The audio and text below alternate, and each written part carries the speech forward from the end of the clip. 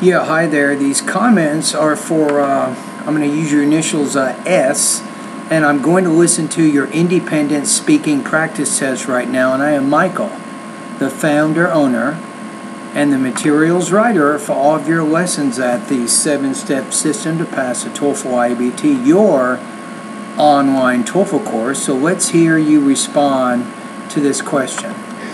Well, the book I haven't read but want to read is To Kill a Mockingbird by Harper Lee, the famous American novelist. And there are two reasons why I think this book is important.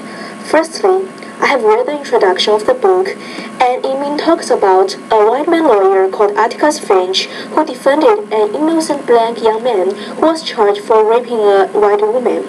The topic is about racial inequality. It attracts me a lot because I'd like to know more about that culture. Now you want to say racial equality, not equity. So it's racial equality. So you had some problems with your word stress on that word. What's more, this book is a classic of modern American literature.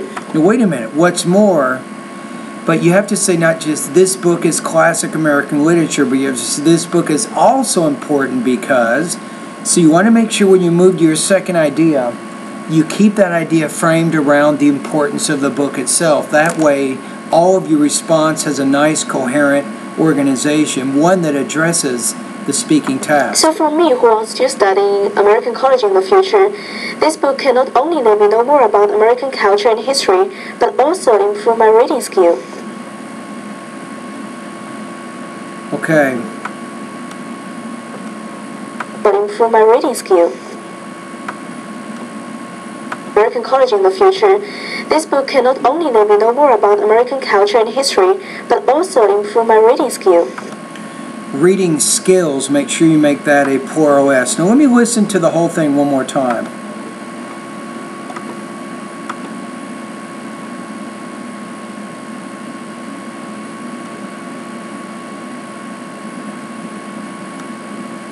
Okay, let me see. Let me go back.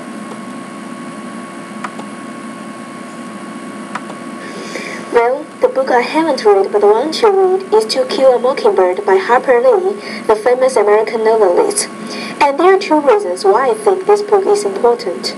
Firstly, I have read the introduction of the book, and it talks about a white man lawyer called Atticus Finch who defended an innocent black young man who was charged for raping a white woman. So instead of saying the information there, say, well, first of all, this book is important because it deals with racism, a very important aspect of American culture. So that's probably how you can say that. So make the argument first of why it's important, then use the details to help back up that explanation. The topic is about racial inequality. It attracts me a lot because... See, isn't really you get to your argument to about 27 seconds in your response. You're saying, well, it's important because it deals with racial inequality. It took you 27 seconds to actually make that. You should have stated that right in the beginning. Say, To Killing Mockingbird is an important book for me because it deals with racial equality and... I'd like to know more about that culture. What's more, this book is a classic of modern American literature.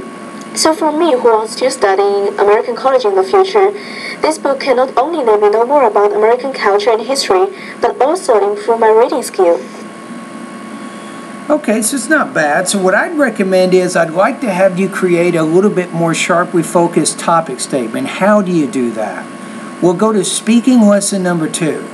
Watch the first 5-6 minutes of that video. It'll show you 5 different approaches, 5 grammatical approaches to good, sharply focused topic statements that will give your speaking a little bit better organization. So that's one of my comments. Now let's take a look at the actual speaking task here. So I think you had some small problems with topic development in terms of how you're organizing and developing your ideas. I think you had pretty good control of your vocabulary and your grammar. I didn't notice any major problems. You might have some what I call systematic errors. You might not be putting the S on the end of a verb or a noun every now and then, but overall you seem to have pretty good control there. Delivery, you can probably work on, you might want to write this down, thought groups and blending. That's You have to go to pronunciation lessons 41 through 44 to learn more about that. Your score here, I think you have a pretty good response. I'm going to put you at about 3.0 out of 4, 23 points out of 30 on this practice test.